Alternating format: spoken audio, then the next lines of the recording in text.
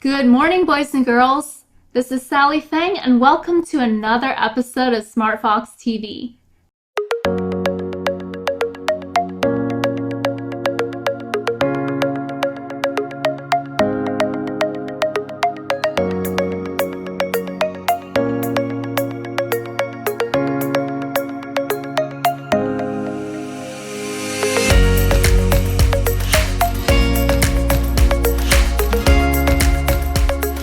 Tracy here with your national news.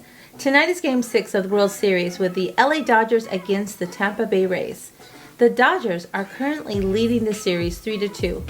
A win for them tonight can give them the series. This is the Dodgers' third World Series appearance in the last 10 years, and they haven't won a title since 1981.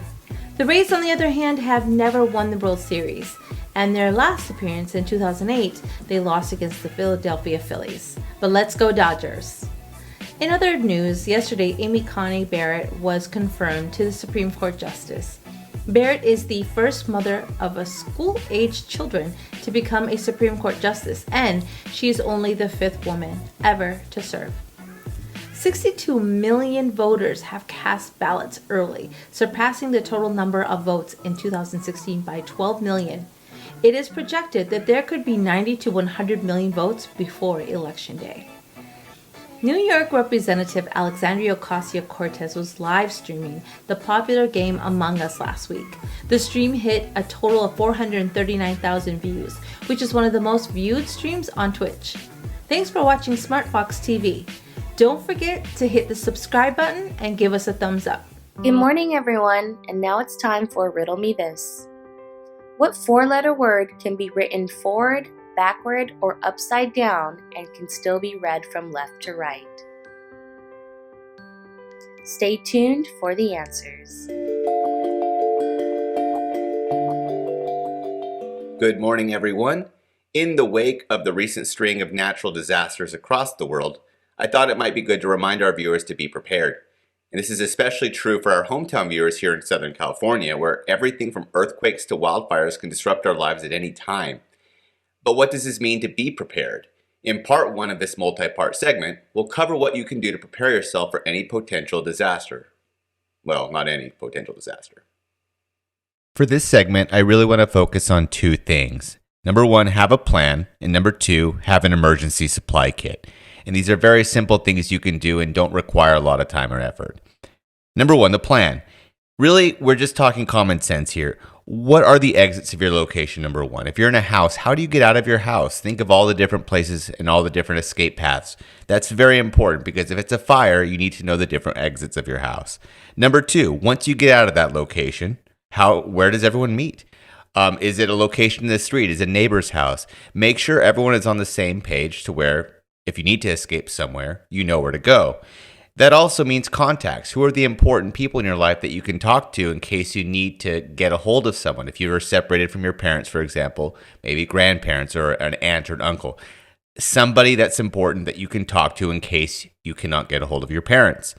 These are basic things, and this is all part of the plan. Just what are you going to do if disaster strikes? If you're in a wildfire situation like in Southern California right now, think about all the different streets that can exit your neighborhoods. How do you get out of your neighborhood if a wildfire is blocking your normal exit path? Think about things like that, and that's your first step, a plan. Just how do you get out of the location? So the second part of this segment is talking about the emergency supply kit. And an emergency supply kit can be any number of things. You can actually buy these things from, I think, Amazon or Target or Walmart, any of your major box retail places. But it's just a kit that's designed to keep you afloat until you can get your life back in order from whatever's happened. And the basics of these things, the very basics, you need water, number one. You need a gallon of water per person per day for at least, they say 3 days. I actually recommend 5 to 7. But really, a gallon of water per person per day, 5 to 7 days. You also need food, right? That's a key thing. At least a 3 to 5 to 7 day supply of food, and ideally non-perishable food, so that way you don't have to worry about it going bad.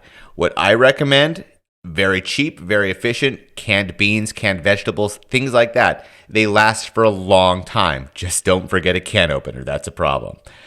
You're also going to want some type of battery-powered radio.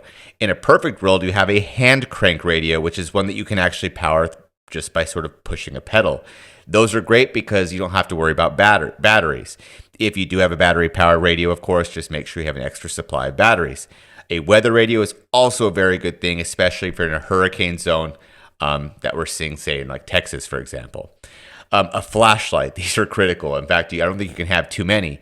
A battery-powered flashlight is great. Have a hand crank one as well. I would definitely recommend having a hand crank one because they don't run out of battery power.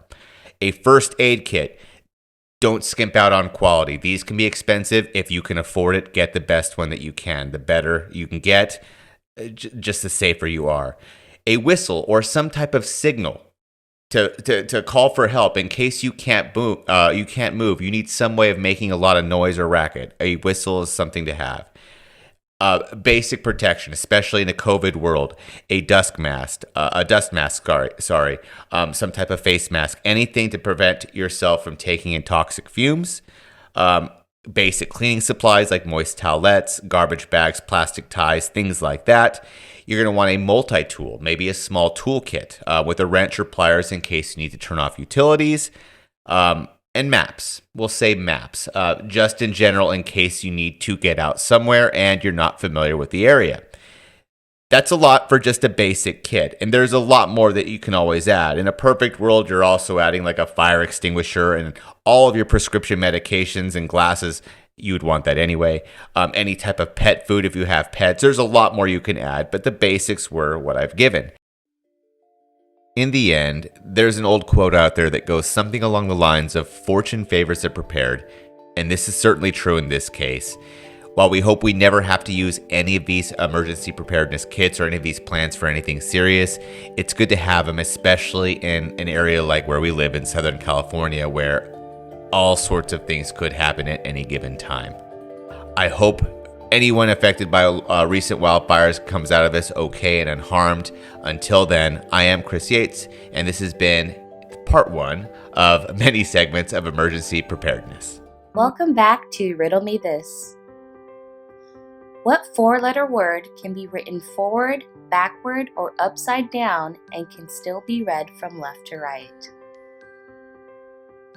If you chose noon or thought it was noon, you are correct. Think about it. When people who are stranded on an island or like someplace, they write SOS in the sand, right? And the plane is flying overhead. Whether, or it doesn't really depend on the position that the plane is in, upside down. It could be upside down, looking at it from left to right.